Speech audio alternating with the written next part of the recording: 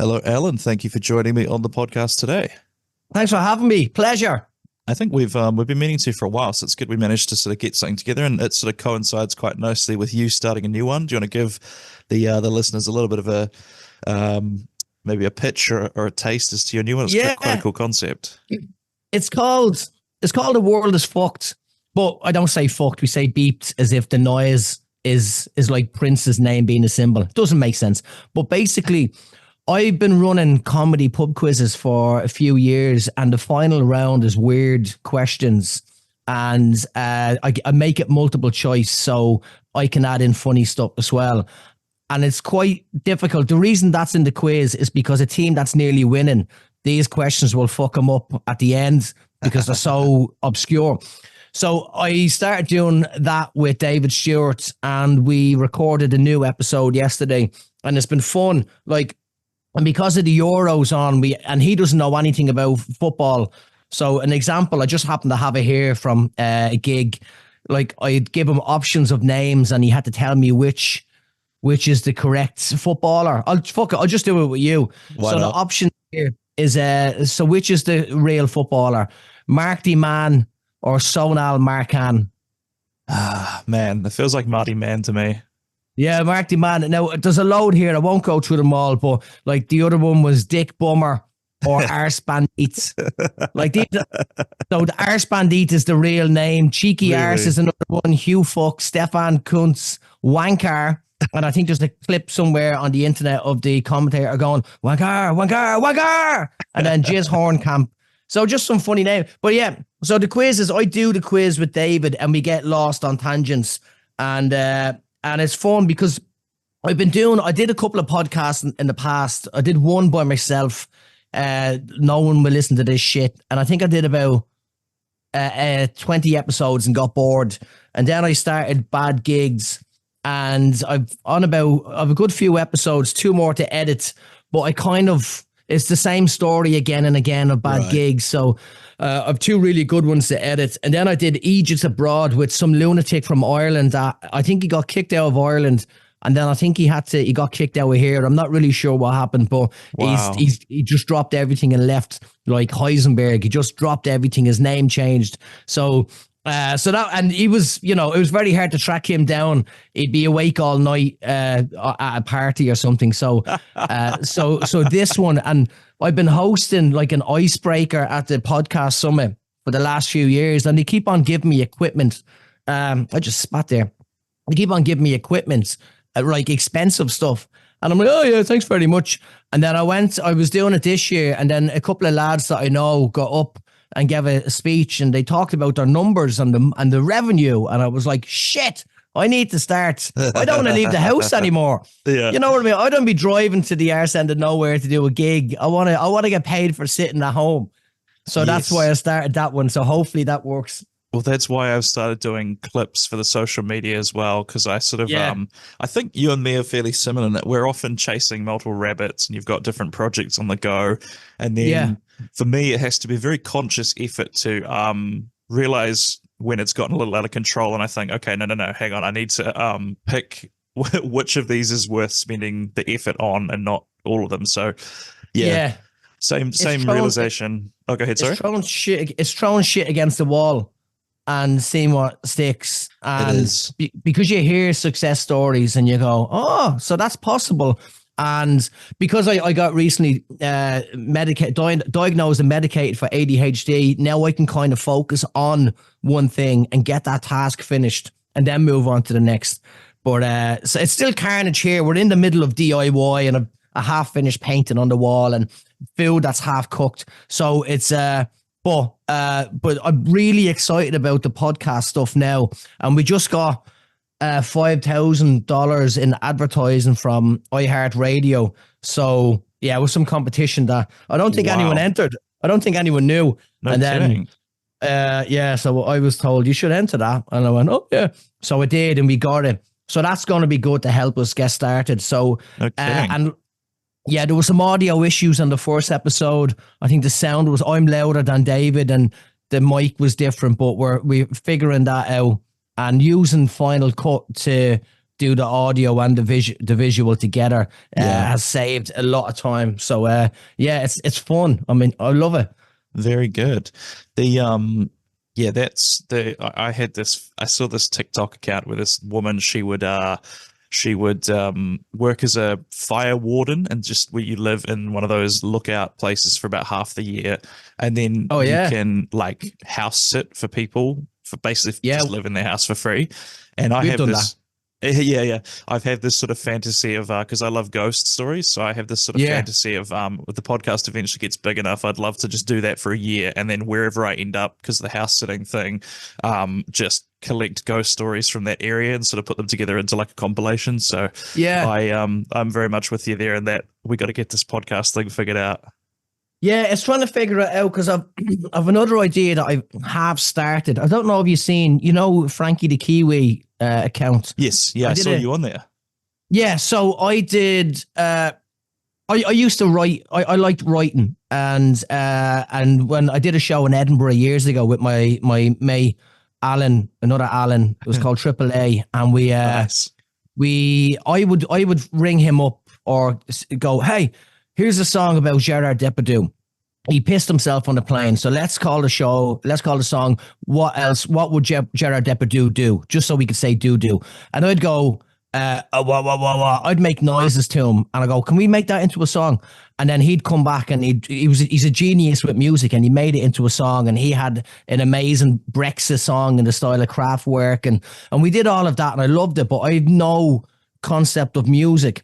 So then I start dabbling with AI music, so I can write whatever lyrics in and then tell it the style I want. So I wrote a song in the style of Nirvana, Seattle grunge, about standing on Lego, and it's like, fuck you, you Danish pricks, for making these Danish bricks. And then suburban landmine, I called it. So I've been talking to a few different comedians, and like with Frankie, if they give me information and I just make a song and then create like an album. So that's the other thing I'm kind of... So I sat down with David for nearly 2 hours doing the World is Fucked podcast. And then I was going to sit down with a friend of mine, thinking for the same length of time. But it only lasted 15 minutes because I couldn't hear him. There was too many people there. He was on a mountaintop using his phone. I said...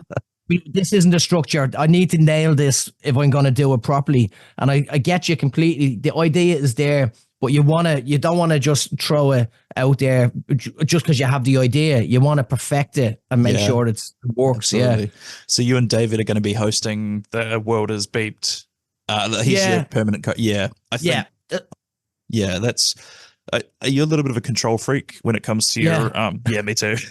Absolutely. It's the only way, like, you're the only person that knows how to do it, to do it the way you want it. And same with the quizzes. If I let other quiz hosts do what they want, but it's whatever works, but there has to be a certain structure to it that works, and what works because So it's definitely a control freak when it comes to that. But it is good too, because I recently have started a 2-person podcast with another comic called Matt Lilly, who's another big bearded guy. And it's been interesting learning to trust someone else to do sort of half the work. So I'll keep tuning into to your other one, because I quite like David. So I think that'll be a good combo for each week there. Yeah, it's fun, and he genuinely doesn't know there was one where there was a lady singing in a pub in Scotland, and in the middle of the solo, she ate a What's-It, like a cheesy crisp, and that video went viral. So he knows, which is funny, but we can go off on tangents and talk about weird shit, and then go, oh, we're doing a quiz, hang on, and then jump back. So he is perfect for it. And the idea of, like, with the bad gigs, you're constantly chasing someone else. Yes. And it's just, with this one, we can just fall back into it, and we'll have callbacks, and that's perfect. That is the nice thing about having a consistent co-host, is you're sort of not starting from scratch each time. Like, I've noticed that with Hosstown, which is my other podcast. It's like you say, you kind of become familiar with each other's rhythms, and then it's a lot easier to slip into it. Whereas sometimes with this one, there's a certain degree of the podcast which is feeling out the guest a little bit and figuring out how they kind of operate, and yeah. So, this is a good chat. I'm I'm glad it's not just me experiencing a lot of this stuff. Yeah, like it's really like with the bad gigs as well. You're like, when did you start? And you have to go through a whole thing. Whereas just straight into it, we've recorded twice. We have 3 episodes. It's going to be 4 episodes. But he just comes here. I set this shit up. He brings coffee. We sit down. We have a laugh. Then before we know it, 2 hours is gone on the desk. I'm like, all right, that's 2 shows. Happy days. Yep, exactly. I was going to say as well, just in terms of I had some other questions about, just because you're doing this sort of thing full time. How long have you been just making a living off the back of comedy quizzes and everything like that? I don't remember, because I had a job. I used to work in TV in Ireland, and I did TV in college. So for some reason, I thought I'd just go straight into that stuff here. And I did bits and pieces. What's it like? The Shopping Channel, grim, horrible stuff, and weird stories. It didn't last long. So I was desperate to make money. I had a kid. I was desperate to make money. And this is how bad it was. And I'll always look back at this. And David Correas laughs at this every time he brings it up. I was painting concrete skulls and selling them at markets.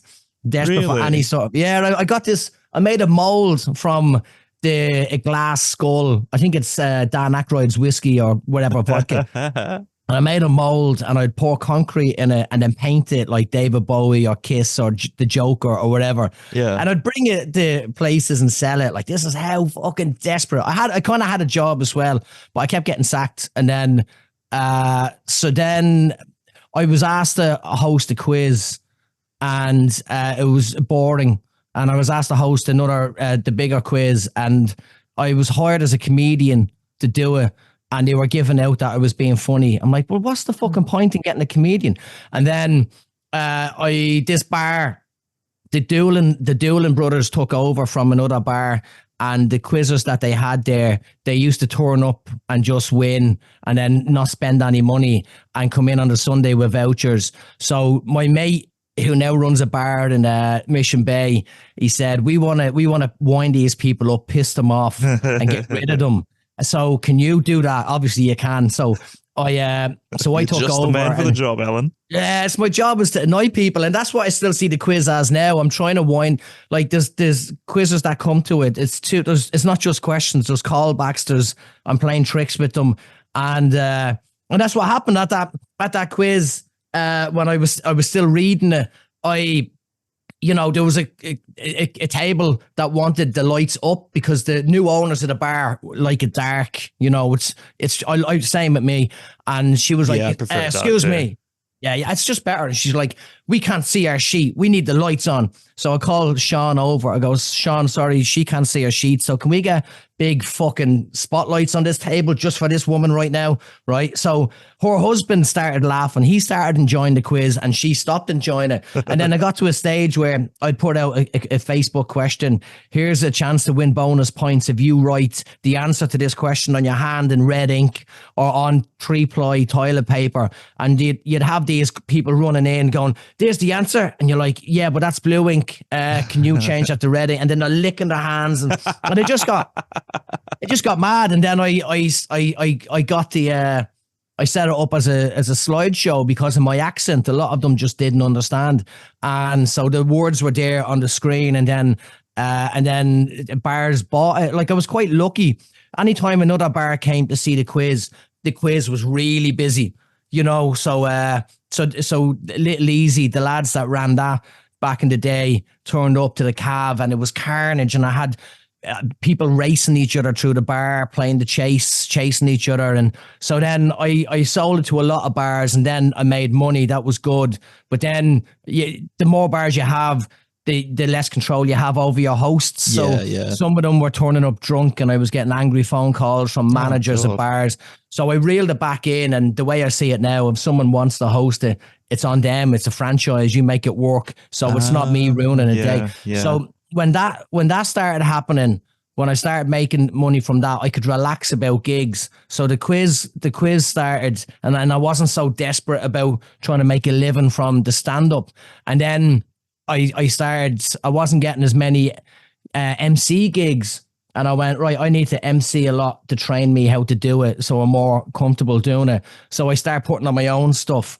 And then, so Craic Comedy happened. And then I just started, I had a definite income with Monday, Tuesday, Wednesday, and I could relax about the weekends. And then gigs got busier and busier. So then, so I have it, everywhere, and I don't have to paint skulls anymore. And that's a relief. Your skull painting days are over. Oh, stop. But I have these ideas. Like I have because I was talking to Frankie the Kiwi, and he has a merch, and I've a load of weird stuff from the quiz. Like people draw penises. Everything is a penis. You did a Fringe show about that, didn't you? I did a Fringe show. Yeah. I had to change it to Willy Doodles to soften the blow. No pun intended. Because the name too many dick pics was, I could see some people see the name and react before thinking they it was realized. you sending them. Yeah. Yeah, it was quite weird. I was at a venue in Dunedin, and the MC said, "Who's been to a show?" And this couple that came to my show, they were great. And at the stage, I drew people in the audience as a penis and stuff. So I had an easel on stage, and he had a leather jacket. So I just drew this Willie with a leather jacket, and they were like, "Oh, we just went to see too many dick pics," and the MC just got furious, going, "Who the hell is doing a show called that?" And I'm sat down the back, and then. They goes the Irish guy, and then he went, oh, okay. Like, but it was his initial reaction. I seen it, and I went, yeah. One, fuck you, and two, maybe it is a bit too much for some people. So it became Willy Doodles. But I have all of these amazing drawings and that people have done that I've sold as books, and I'm in the middle of doing a naked fireman calendar, but it's all characters from Fireman Sam. So I'm nearly finished that. And so I'm looking at other ways to try and, because I've mates that sell merch in Ireland, and when they come over here, they're selling shit. I'm like, I didn't know you did at your level. I just thought, I wasn't sure who sells stuff. So everyone is selling it. So I'm just going to come up with as many different things as possible to try and sell. Well, I don't know if you can see. I've seen that. That's quality. Yeah. I meant to say that to you. Taste that's station. Brilliant. And then I've got, you can't really see it because the camera's a bit high, but it's a, let's see if we can stand up. This is a drawing of me on the t-shirt. And I can highly recommend using Digitease to sell your merch. They run the whole back end. You just upload your designs, you create your store, and they handle the rest. That's kind of, how much is that? Or did you take a cut? You don't earn a lot. You earn like $1 or something on every tee. So you don't earn a lot of money unless you're moving a lot of merch, but no startup costs, no monthly subscriptions. Oh, nice. Yeah. Very happy with that. So a little plug there for them. I don't think they're listening. There you go. You never know. Yeah. You never know. Fuck, I'm getting warm. So that's, there's a dog on me as well. Fucking move, will ya? I'm in a straitjacket. Fucking hell. Every time you're, you're trying to do something that involves like sitting down or yoga or whatever, your dogs don't, they don't know what it is. They're just like, I want to get involved with that. Whatever. Yeah, he's not aware it's a podcast. He's just like, he's talking. That's it. He's must be talking to me. Yeah. Yeah, must be talking to me. So he's trying to make up for being naughty last night. So then I was going to say, I had a follow-up question about your quiz being, one thing as well, that's one piece of advice. If there's any fledgling comedians out there, do some stuff that can get you sort of Monday, Tuesday, Wednesday sorted. I'm currently working on the Monday. I've got Tuesday, Wednesday, and then a Thursday, like we run a stand-up show. But so the one thing I found is it's hard to get a Monday. Do you have any tips for me or anyone else as to how to convince places to do a Monday? It's weird because I used to do an open mic on a Monday as well, and bars are willing to pay. Some bars maybe are willing to pay a couple of $100 just to have something on. Yeah. So when I did an open mic on a Monday, you would get people come in, so the bar would make a little bit of money, but not a lot. and there was something happening, and it looked like something was happening. Yeah. So it's just trying to convince them. Like it is hard, but I think like an open mic night is probably the easiest because if the comedians, if the bar isn't given a free drink, the comedians may buy a drink of some sort or whatever. But the quiz, I don't know how it's worked, and it's busy. Like it was carnage last weekend and last Monday, and it might be again. I'm assuming tonight. So it's just to show them a package that works and convince them, and and that's it. But the other thing as well, there's a lot of comedians that look down on quizzes and you know, look down their nose that I'm not going to host a quiz.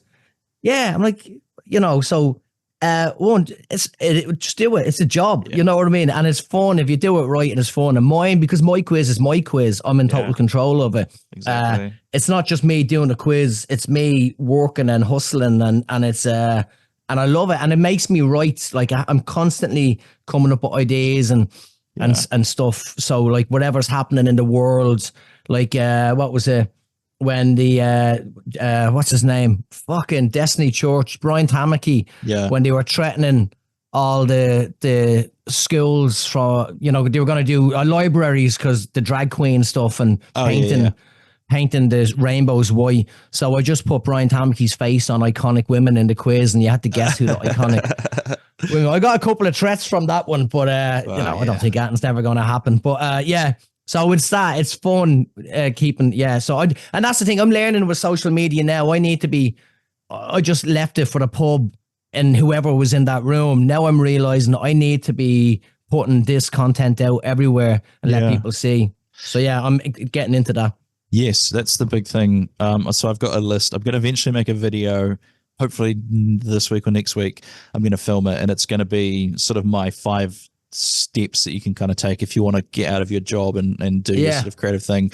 And one of them is one that I've only just recently begun doing myself, but it's like you've got to be, as well as running your gigs and earning your money, you've got to also be putting content online, like reels and podcasts, whatever it is. Because that's, you know, if you can't get on the TV or anything like that, that was the old way that people would make fans, is people would see them on the TV and then they'd come out to see them at a live show, and then that. So, you know, TikTok is the new sort of way of reaching the mass market sort of thing. That's it. Like TV is dying, and you know, they're streaming and stuff, but not everyone's sitting down looking at a streaming thing.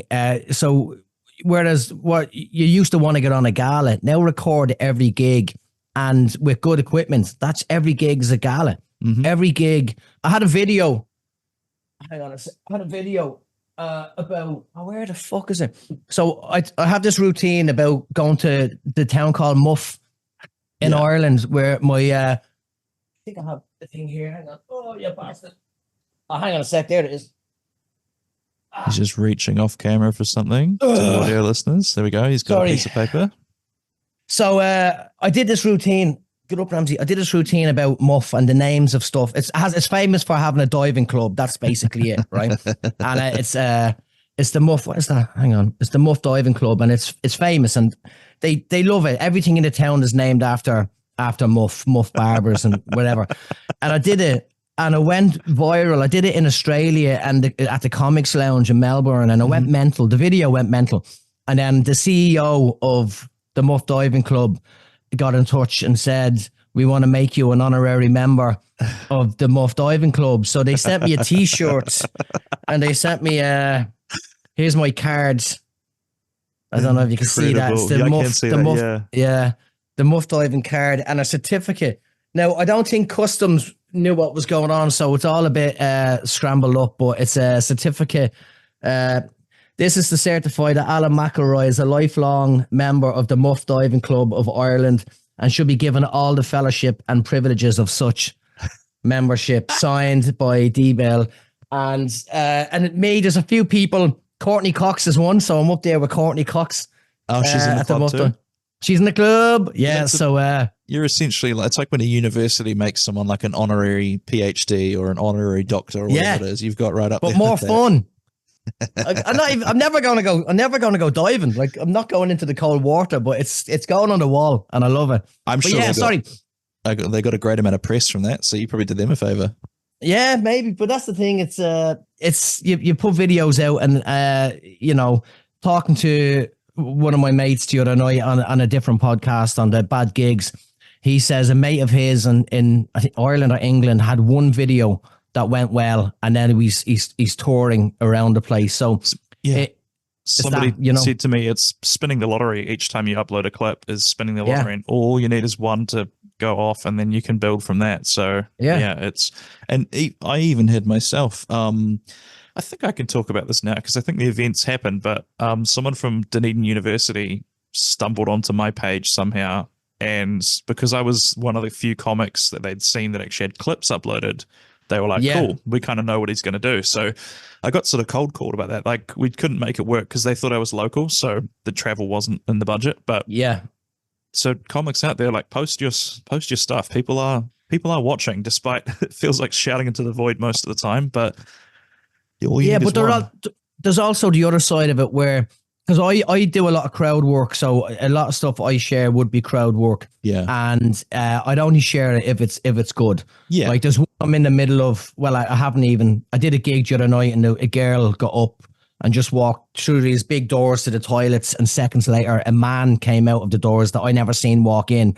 So we took the piss, going like that was the quickest gender change. Stars in our eyes, and it was really funny. So there's that. If weird stuff happens, then and you capture it, that's great. But then on the other hand, I've done some gigs and I've seen the acts, instead of the open mic acts, instead of trying to develop a routine or a solid 5 minutes, they're really trying to force crowd work. And it's just slightly offensive and it doesn't work. So there's that as well where because I had this conversation with a really established, one of the biggest names in the country the other night. And I said, because he's only starting to get into it now, when he recorded a kind of special to chop up, because now he understands. And he said he doesn't want to burn his material. And I said, you can write new material. If you have something and you do it in front of a crowd that's hot, and maybe it's your best bit, and it fucking tears the roof off, share it, get that out there, and then just keep writing again. Don't worry about your best material. Just keep on doing it. Yeah. You know, it's, I've also been shocked because everyone has this delusion that like if they post something online, then every single person that's going to come and see them live will have watched it online. I've been posting content for like 2 years now, and every single time at a gig I say, has anyone seen my TikToks or YouTube? Fucking nobody has seen me. So don't worry about it. It's not gonna those happen. people barely leave the house, you know what I mean? So it's it's like, and there's another one, a friend of mine, maybe it's the same guy the other guy was talking about. He did a routine, not a routine. He was at a wedding and he was given the mic. He's a good comedian, and he just started ripping into stuff and having a laugh. And that video went viral. And I even had my auntie text me from Ireland saying, can you get his contact details? We want to book him for, you know what I mean? So it's one of them where that just went mental. It was hilarious. So on one hand, not everyone has seen it. On the other hand, so what? You know, so what? It's only a bit. It's 1 minute, 30 seconds at most. Exactly. Yeah. So we spent quite a lot longer than I thought we were going to talk about that. I got the little Zoom thingy pinging up. You're on poor man Zoom as well. So if it's cool with you, we'll take a short break and then we'll get into your joys after the break. Is that all right? Yeah, of course. No worries. So I'll send you a new Zoom link shortly, and cool. We'll be right back after these messages from our sponsors. Brilliant. Sponsors. And we are back. Let's get into some of these tiny joys you brought with you today, Alan. So what was your first one on the list today? My first one is a solid flow of green traffic lights while driving. You know, you're driving and it turns. Same with walking as well. I'm not anti-walkist. If you're driving toward the lights and it turns green and you don't have to change speed. And I had one of them yesterday, and it was just, it's hard to explain. Like, I came home and I had that extra enjoyment. Like my missus looked at me and she was like, "What's it? You all right?" I goes, "Just green lights, man. Green lights the whole way home." And it was beautiful because I'm sure there's a certain element of stress. There's certain roads I won't go because I know it takes longer for drivers to turn right because of the way the traffic lights are set up. And then also a couple of days ago, like if you're the top of the queue at the traffic lights, it's your job to fucking be ready. Yes. Right. As soon as that's green, you go. You fucking go. Right. That's your job. That's your responsibility as a human. And there's people, I walked by a car yesterday and I don't know, I think they were on the phone and the car behind it, bah, bah. So they went through it went red again and they were stopped. And I'd be fuming going, it's your fucking job to go. Don't slow down anyone else. Just do it. As a member of society, you're obligated to like, it's a high pressure situation. It's like on the plane, you know, when you get seated in that emergency exit row. Yeah. And it's the same thing. You just got to pretend you know what to do when the plane crashes, but in truth, you'll be dead. So you don't have to worry about smoke on the wing or pulling this thing in an order. And that's like, I don't know if you've ever flown Barrier Air, Great Barrier Air. If you're the last one on the plane, you shut the door. You know, it's your job to shut it. So that's extra pressure. I have that thing with driving. Like we all need to get where we're going, and some people will go slower, some people will go faster. But it's when, so we were driving up north a couple of years ago, and it was really busy traffic for Christmas, and it was a single lane of traffic, and then it turned into 2 lanes. So where obviously if everyone does it right, everyone goes faster, gets where we need to go. It's a 4-hour drive to up north, right? But this guy pulled into the overtaking lane and slowed it down to the same speed, wouldn't let anyone overtake. And twice I was behind him, right? So what I did was he stupidly drove a branded van. His company was on the van. So I took down every fucking time. So now I've slowed down, but I got excited about it yesterday when I seen a sign on a lamppost for roofers wanted free quote. Every time I went into a supermarket, I would get a card and put down his name and number and free leaves collection, free blah, blah, blah. And I'd put it up. Now, I'd never see the payoff of that, but I just wanted to waste a little bit of his time as much as he wasted our time. And again, it's not in the list, but it was a lovely little happy moment of joy when I thought, imagine him getting another phone call saying, hey, where's the free fridge? I'm ready for the free fridge. Or where's that $10 haircut? I just go, I hope you're having a horrible day. That's incredible. I never thought to do that, but that is a little top tip out there for the listeners. If they've got their number written on the van, abuse it. I swear. That's it. No one drives like they have more of a death wish than those sign-written vans. Usually they're like electricians or plumbers, and if I see those, you know, they've got like a pipe going on across the top of their van, which I assume is like other electrical gear and stuff in it.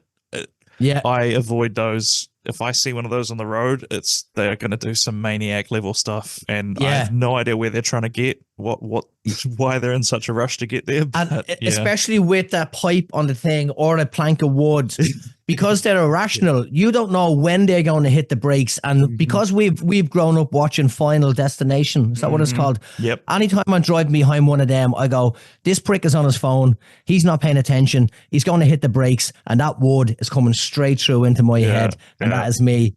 Gone. Like, driving isn't saying I don't really drive in rush hour because I avoid it with my job, but I did a gig at the Irish Club up near Eden Park on Saturday night.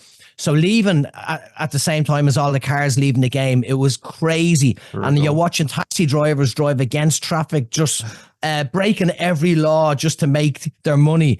And it's only when you're in those situations you go, it's not like just driving behind that one guy with a plank of wood or a pipe. There's people from every angle that could crash into you. Yes. And you know, and I got crashed into before coming out. I watched them drive into me, and I'm sitting there in the car talking to Jane, and this car just slowly drove into me and hit the car, did a bit of damage, not too hard, didn't do any damage to me. I'm banging on the horn. I snapped. I got him to pull over straight away. I don't know what took over, but I was like, give me your driver's license. Right? I don't know what happened, but I turned into a cop. Give me that. photograph, bum, bum, bum, bum, bum. And then he said, I don't know what happened. I was distracted by the big yellow truck behind you. And I said, there was no yellow truck behind me. There was a small car. So he was on something as well. So it's that you never know what's going to happen. So I'm freaked out when I'm driving in general. So it's heightened when there's more lunatics out there. I hate nothing more than when you see someone pulling up behind you to stop at the lights and you can see their eyes are flicking down and you're like, get off your goddamn phone. Yeah. Just carry on. You know what I mean? I haven't seen anyone that brazen in Christchurch do that, but I always see the eyes flicking down into the left, and it's like TikTok can wait. What? Yeah, you don't need to see it. Yeah. No, I do understand. Like, there is another thing that annoys me, and it's when people have a fully loud conversation on the phone walking through a supermarket or whatever, and you can hear both ends of the calls. Yeah. And it winds me up. But then I had a normal phone call without earphones with a comedian last year, and I had my phone to my ear while I was talking. But the way phones are now, with the screen, and he just goes, "Sorry, I'm gonna have to stop you there. I am looking in your ear right now." So whatever way I had this, opened up my phone, opened up the camera call, and he was looking in my ear, and I went, "Oh, okay." So back to earphones. Then you, walk. Oh. That always catches me off guard is when someone says, "Oh, I've got just a quick chat. Can I give you a call?" And you go, "Yep, no worries." And then it says video call incoming, and you go, "Oh, I'm in my pajamas. Like I'm not decent. Like I wasn't ready for a video call." I'm still like combing one of my eyes still. Well, that's it. You start, you get vain. You're like, because I got an eyelash stuck in an eye last night. I was just sitting here watching telly, and then this eye went bulbous and bloodshot, and I'm going through different eye drops. And then that's all I'm thinking about is because this is immortalized. This is video. This is art. Yeah. And if you have a mad eye, that's, people go, "Oh, that's the fella who looks like Tom York." It's like, no, I just had an eyelash in my eye. It's back to normal. Update this picture now. Yeah. That's yes. It's so funny. I've been with doing content online. Like I've done these TikTok videos where I'm just hating on a new topic each time. Yeah. And after I finished this initial 30 days, I've been uploading them again to YouTube. And now I've been seeing what I was wearing on the day. And I'm just like, oh, I didn't think that I was going to have to look at this more than once when I made it. But, it's, you really got to put some thought into this. You do, because it's just images of me out there post-lockdown. We got fully into red wine. Now, we had to stop drinking it because it's dangerous. Red wine is poison, and we were drinking boxes of it. And it's only when I look back at photographs I can see the difference, because it's the toxins in red wine was crazy, but it was lockdown. We're just so used to it. Is that what red wine? No, is? I think that's whiskey. Yeah. People go on about a whiskey nose, but red wine is just full of fucking toxins. And I'm looking back at pictures and stuff, going, oh God, that was the red wine days. But it was just how we got through. And I just thought we were getting old and just no energy during the day. And then you start drinking it's red wine, and then I'm back skipping around the house and dancing all over the place and full of energy. And but it's funny, you look back and you go, oh, I wish that video wasn't there. But it's a good video. But I just look like something out of Willy Wonka. Like I ate the wrong chocolate. Yeah. Have you taped a comedy special before? No, I've thought about doing it. It's come up quite often, and then I got a guy to help us at the Irish Club. Yeah. But, and he's lovely, but all of his cameras seem to shit themselves at the same time, and the audio kind of fucked up. Yeah, and that's the hard thing, is getting good audio.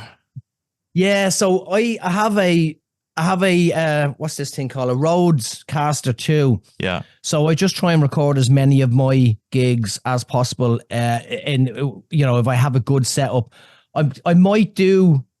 I've thought about doing a special, but then it's too much effort and stressful. Not even what if they don't. What if the crowd you get to rent the crowd are just not a good crowd? Yeah. So I just record everything else and get the best bits. Makes sense.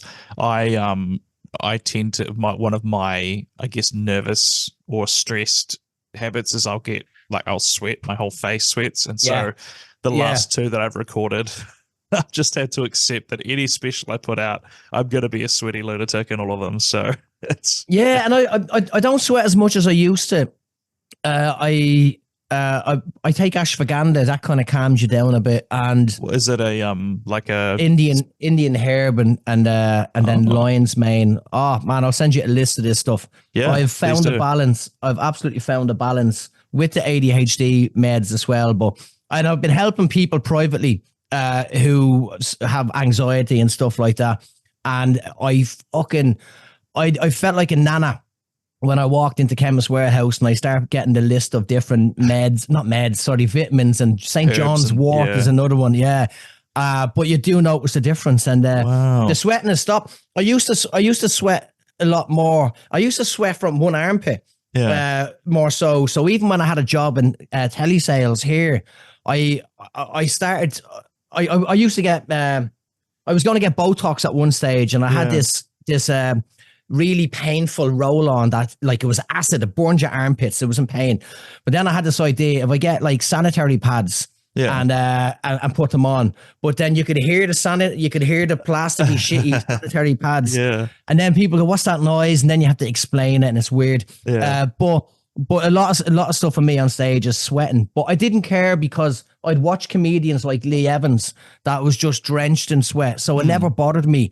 But I've become, especially at Christmas, I never forget talking to someone in the crowd, and I could feel the bead of sweat run down my face, and as I got to the word that started with, say, a P, I went, and the bead of sweat just went somewhere.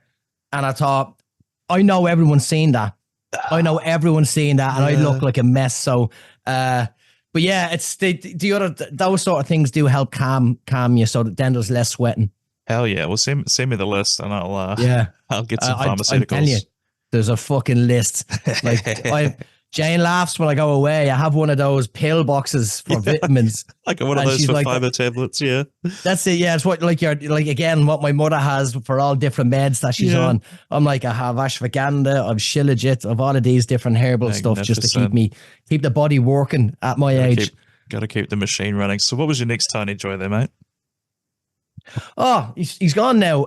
Dog welcomes. Yes. Whenever you see the dog, doesn't matter. You could be sat behind that guy who's forgetting to go at the traffic lights, and you come in absolutely furious, fuming, different things that annoy you. But that dog was always there, except for now. So this is where it backfired. But he's so needy, and he's so massive. Like, he thinks he's a lap dog. Yeah. And but he will welcome you like it's the greatest welcome you'll ever get. And then you just sit down, and it just, all stress is gone, and you're like, do you know what? Fuck, it doesn't matter. Everything is fine. This dog, we'll have a cuddle. We'll watch Breaking Bad, and that's a lovely evening, you know. But yeah, he's a man, and I'll bring him out, and it's just the excitement and how friendly he is with people, and so he's going to get to run around in a few minutes. For the audio only listeners, what kind of dog is Ramsey? Oh, here I'm going to end up doing material. He's a rescue dog. So we, because I couldn't afford a real dog. Yeah. And so I went to see, there was Shar-Pei Mastiffs. Now, I tell this story on stage. I didn't know what a Shar-Pei was. Genuinely, I thought it was just a marker pen. I never heard of a Shar-Pei. But a Shar-Pei is a Chinese fighting dog, and a Mastiff is just a big dog. So he was being bred to be a killer. And him and his siblings, and they were all rescued, and they were all named after characters of Friends. And he was Joey. And initially I was going to get a dog and call it Shithead, Beetlejuice Shithead, because I wanted to get a Jack Russell. And then I saw his sister, and she was like a cat, just didn't care. And then I saw him, and he just knocked me flying and licked me face, and I fell in love. So. And then because of his wrinkly head, a Shar-Pei has a wrinkly forehead. That's why his name is Gordon Ramsay. So he's Ramsay, and he looks a bit like Scooby-Doo as well. So he's just a big dope. So yeah, he's a lot of fun. I've seen the food thing as well. You do quite a lot of social media content where you'll be giving him some interesting food, and he seems like he eats quite well. So that sort of ties back to the Ramsay thing. He had a bit of stew. Jane was sick. Turned out it was COVID, but we didn't know.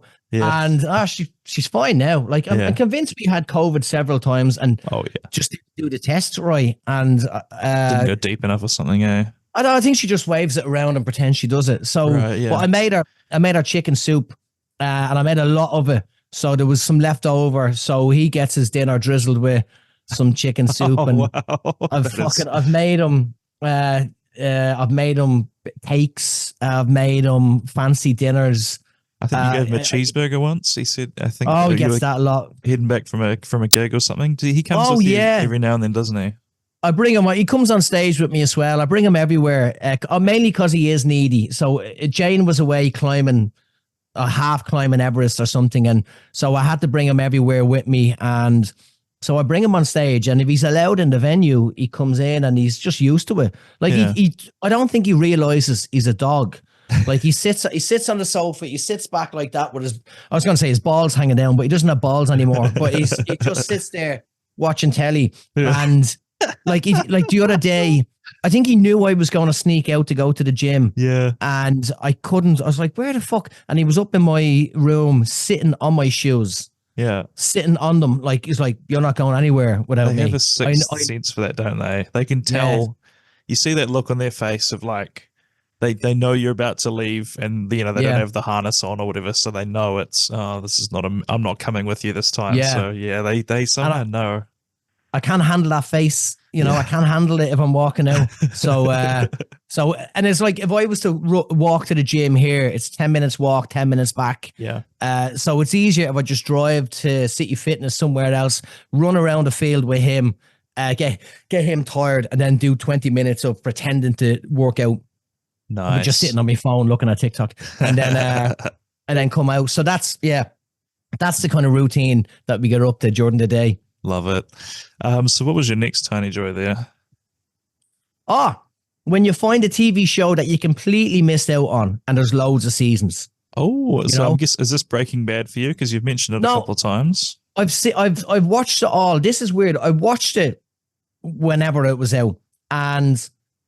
And same with Jane. I didn't know Jane when it came out, and the two of us are watching it, going, I can't remember any of this. Mm-hmm. So it's almost like watching it from the start. Yeah. But like the boys and the new season is out. Oh, yeah. When I was introduced to that, I went, oh my fucking God, this is amazing. Mm-hmm. And there's another show. I can't remember what it's called, but it's an English show, and it has the scene I saw first of all was. The guy who played Prince Charles in the TV shows, he's a doctor, and he was calling up someone to give results, and he goes, just have your results. You know that holiday you had planned for next year? Cancel it.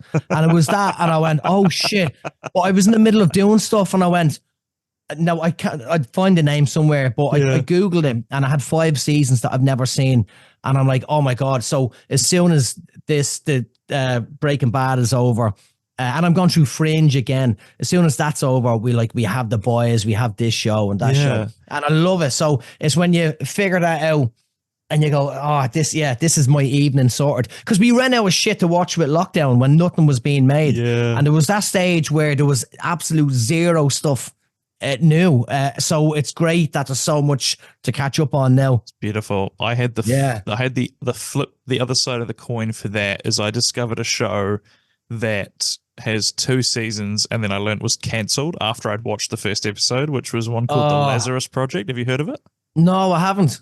It's so cool. It's a time travel one, kind of, where the main character, he notices that he keeps having his life reset to the 1st of July. And what's happening is there's a secret government sort of agency that whenever let's say a pandemic or something comes out, they'll do their best to try and stop it. It's world-ending events, so like nuclear bombs going off and all that sort of thing. So then every time they fail, they have to jump back, and they always jump back to the 1st of July each time a year goes past, that 1st of July is the new point. And most of them have a serum that lets them remember the jumps, but some people develop it naturally. And so the main character is one of those people that just starts developing it. And so he gets recruited by them, and it's really good. I don't know why it got cancelled. Maybe the second season is a letdown or something, but I watched the first episode and was like, hell yeah, this is awesome. And then I checked the Wikipedia page and it got cancelled after the second season. So devastating. That's I will give that a go. That reminded me of something called Studio 60 on Sunset Strip. Yeah, I don't know if you're similar kind of vibe. I haven't heard of it. No, it was like like 30 Rock Studios. Gotcha. 60 on Sunset Strip, and it was brilliant, and it was done by the people that did Aaron Sorkin, so the people that did that sort of shit that he did, Fast Talking, what's that thing called, man? The West Wing. So it's gotcha. Fast Talking, and it's behind the scenes of like Saturday Night Live, one of those shows cool. where they're writing stuff. So 30 Rock came out the same time as that, which often happens. Sometimes two different companies are making a similar idea. Yeah. And but 30 Rock, as mental and as silly as it is, that blew up. And because that became so big, I think the other one only lasted 1 or 2 seasons. But the other one was brilliant in its own right because it was serious as well. So you could have the silly and have the serious, but again, only lasted a season or 2, and you're like, that's a shame. Man. Yeah. Damn. I'll definitely check it out because I do like all that sort of behind the scenes of 30 Rock and stuff. We are up to number 4 of your tiny joys. 4. Yeah, air fryers. Yep. I'm a recent convert. I think Ocean. I don't know if you listen to this podcast, but Ocean Denim gave me some good advice for the old air fryer. What's your kind of I do everything in the air fryer. So there's food I miss from home, like Chinese takeaway food. I've figured out how to make it, and I've figured out how to make it healthier in the air fryer. Fish and chips that we'd get from like an Italian chip shop. It's done completely different. It's the best chips you'll ever have. So I figured all of that out, and I use it as a microwave. Yeah. As well. Everything gets heated up in it. Everything gets done in it. I don't clean it because I want the flavors to be there. So it's until it gets really smoky, then I'll rinse it. But like Jane is making lasagna tonight. Yeah. And whenever, like, if you heat up a lasagna in a microwave, whatever. Yeah. But if you heat it up in an air fryer, it's crispy around the outside, and then you get into the gooey. Oh, I love an air fryer. Everything gets done in it. We had when you're talking about building up the flavor, we had there's a Denny's in Christchurch that my friends and I would go to every now and then. And after the lockdown, I think they had a COVID what do they call it?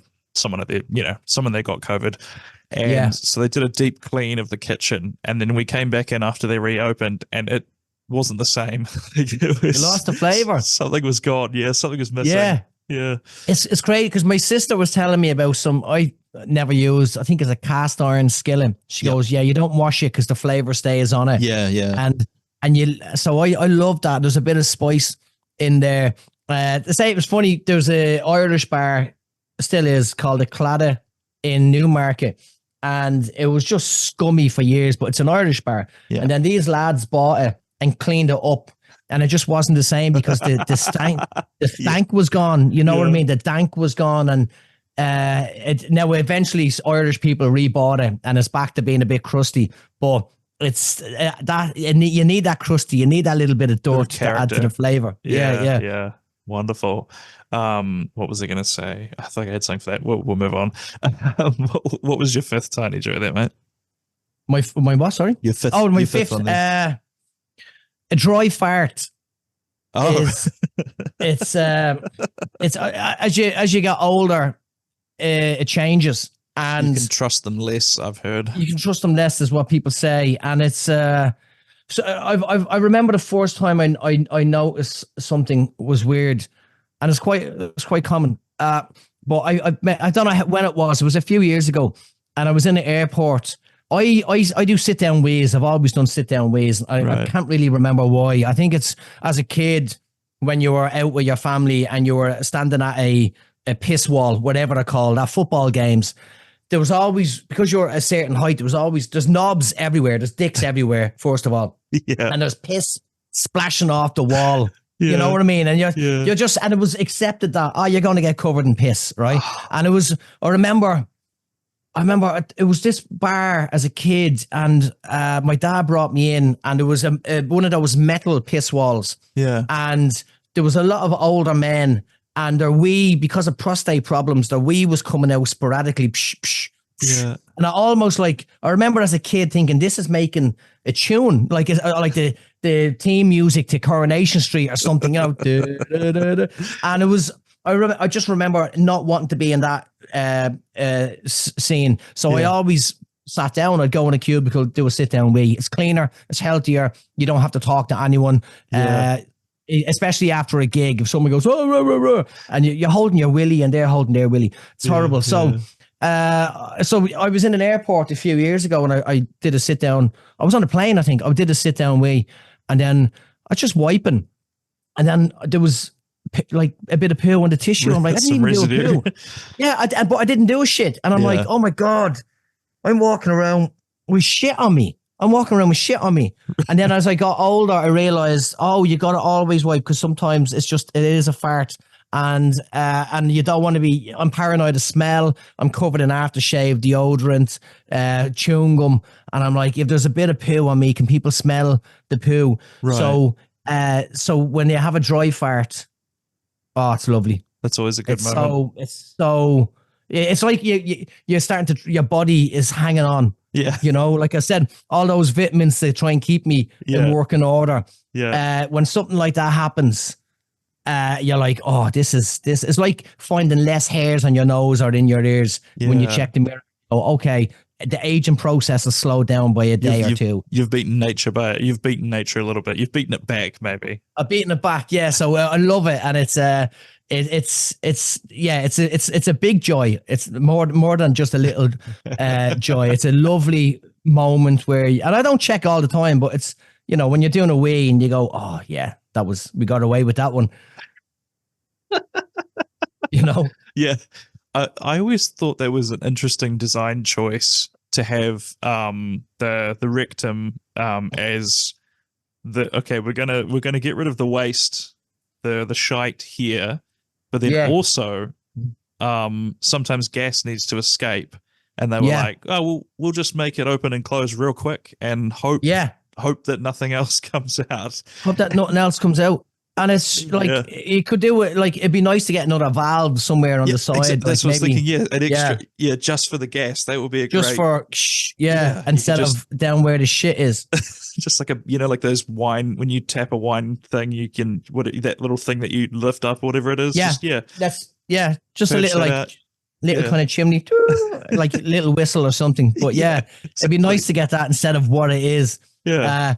But I love the whole fart thing is fun. Like my missus, I didn't see her fart for years. And then you just sort of think, because you're told as a kid, my mother told us that women don't fart. Your mum told you that? Oh, well, but then they said girls don't fart. But there was girls in my class farting all over the place. But then I'm with Jane years, and then she's asleep and her bum is touching my leg. And then she just farted in her sleep and then woke herself up and went, I am so sorry. So she's tried for a long time to not fart around me. I'm like, just let it go, man. Let it go. You'll end up hospitalized if you hold in farts. That's right. But a dry fart is a lovely gift from my body. It does feel like your body is rewarding you for looking after it. So that's great. We just had the last sort of 10-minute Zoom thingy pop up. Yeah. So we will let's kind of wrap things up there. But you've got a tour coming up, the Booze and Craic in August. Oh, we're back. Yeah. Shit. Where are we? Hamilton, Mount Maunganui, Napier, Whitianga, and then in October, Blenheim, Mapua, somewhere else, Takakit. That's a mad place. And then I'll be organising some more. We do need to get to Christchurch again. There's a venue or two there. I was just there last week. Yes, you're in Lincoln. Yeah, I did have half a mind to see if you wanted to record while you were down there, but I thought you probably were a bit, because you just you were FIFO there. You flew in, flew out, didn't you? Yeah, it was pretty quick. They dropped us in, picked us up, blah, blah, blah, do the gig, hotel, wake up early, airport. So, What was insane. What was playing Lincoln like? What were they like as a crowd? I've done it 3 times now. They're good. I like it. I think it was about 1,000 people. Wow. Like, it was insane. Yeah, a lot of people, a lot of fun. And yeah, great. I love it. Yeah, that's wonderful. The first time we've done it since lockdown. So it was great to get back at it. Is it a fundraiser for the school? I'm not quite sure. It's just I doubt it. It's just money. It's just money. The guy is making money. He's making a fucking fortune. Well, I don't know how well you know the sort of South Island, but Selwyn, which where Lincoln is, Lincoln and Rolleston is like where the money is now in the South Island. Well, that Canterbury region at least. And I was in the house. I was in the guy's house. Selwyn Sounds. Yeah, man, unreal. Yeah. I grew up there. It very much wasn't the case when I was growing up there, but people have I think because of the earthquakes, everyone that had money moved to Rangiora, which is north, and then Selwyn, which is east. So that's where the money went. So plugs. Crack Up Comedy Nights is where people can find out more information about booze and crack. Is that right? Yeah, Crack Up Comedy on my social media stuff. Crack Up Comedy, Crack Up Quiz, Alan McElroy. I've tried to keep them separate for years, but now I'm like, fuck it, I'll just share everything together. So it's all blended into one. So it's the quizzes, the comedy, other weird stuff that I'm planning on doing, and then the podcasts, and just all that nonsense. Yeah, so that is the place to go. I'll chuck some links in the show notes to all of Alan's social media, so you can go and find that. I think I'll be able to chuck a link to The World Is Beeped as well. Yeah. We'll chuck that down there. We have pitched that to Dan, who owns the network. So maybe we'll be we'll be on the same network soon. I'm just waiting to hear back about that. I don't really know how that works, but I know we're on the usual iHeartRadio and stuff like that, and they're the crowd that give us the advertising funds. So I'll always give them a shout. But it's it's exciting. It's exciting. I'm really excited about doing more regular podcasts. Yeah, I'm looking forward to hearing them. I like big fan of David as well. So yeah, it's a good listen. He's a funny cunt. He is. I won't spoil the bit, but he has a bit about sex robots, which I saw him up in Auckland last year sometime that had me howling. So yeah. He's got a lot of stuff like that. It's very fun to watch. What was the show called? Good Breeding. Was it Good Breeding? Good Breeding. Yeah. What does that mean? Is that an English or an Irish or a Scottish term? If you're well bred, if you're brought up well, you're good. Good stock. You know, that sort of shit. And breeding is breeding, you know, so breeding is what it is. Yeah. Rabbits breed like fucking rabbits. But so it's that. There's a lot in it. Fantastic. All right, man. Well, thank you for joining me, Alan. I know you're a busy guy. Appreciate you giving up your time. Cheers, man. I'm sure we'll collaborate some way in the future. Fingers crossed. Yeah, easy. Cheers, man.